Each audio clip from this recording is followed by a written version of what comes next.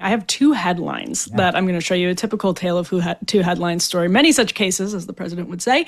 Let's start here with the New York Times headline. The New York Times has this long story. We can put this up on the screen about how the Biden administration handled Autopen and pardons. And so the Autopen and the pardons, apparently, this is just a quote that is buried in the Times article. You see the headline there. Biden says he made clemency decisions that were recorded with Autopen. But what's not in the headline is that, according to the New York Times reporting, deep down into the piece, you read that Biden did not approve every single pardon himself, and that basically he approved a blanket slate. So here's how the Federalist covered it. I love the juxtaposition of these two headlines. This is the next full screen element that can go right up on the screen. Multiple pardons granted by Autopen without Biden approving recipients, staff admits. Perfect. So Betty, you look at these two and now look at Senator Rand Paul saying that because Anthony Fauci got one of these preemptive pardons that perhaps was not actually made by Joe Biden himself, but with a blanket Autopen disclosure, this scandal seems like it's about to explode. Yeah. I mean, how do you justify that?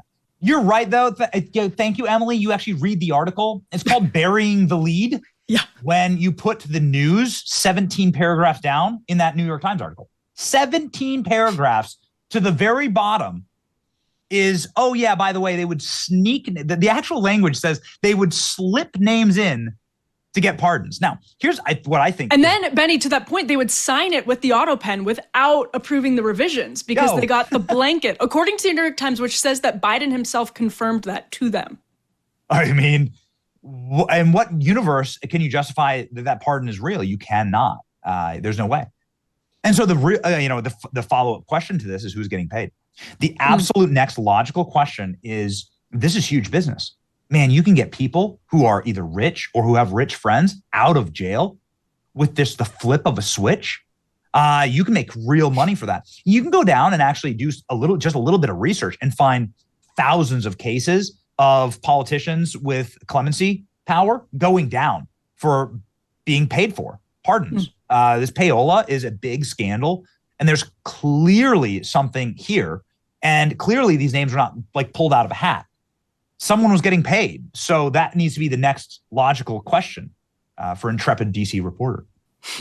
Well, last question then is what could happen to Anthony Fauci in the months ahead? He thought he had this preemptive pardon. He thought he could breathe a sigh of relief. It appears that Senator Paul is going to continue pursuing a potential perjury investigation against Anthony Fauci. And if he loses that pardon under a Trump administration, again, many people in the administration, I imagine that becomes a significant problem for Anthony Fauci.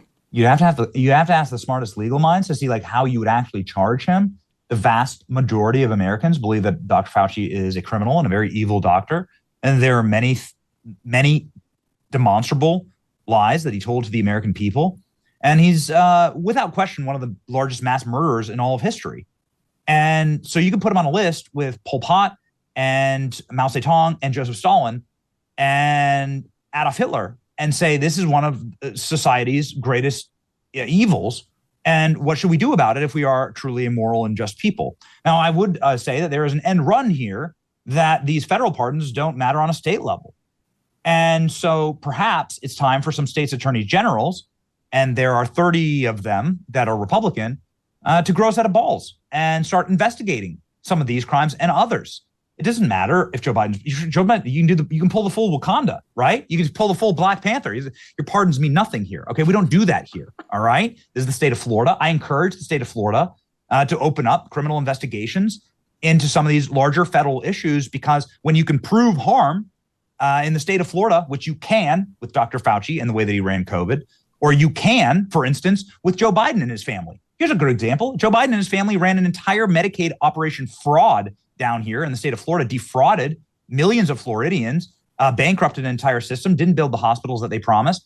Why not open in a full investigation in the state of Florida into the Biden crime family? Who the hell cares what his pardons are on a federal level? These are state charges. You don't get to come down here and do that.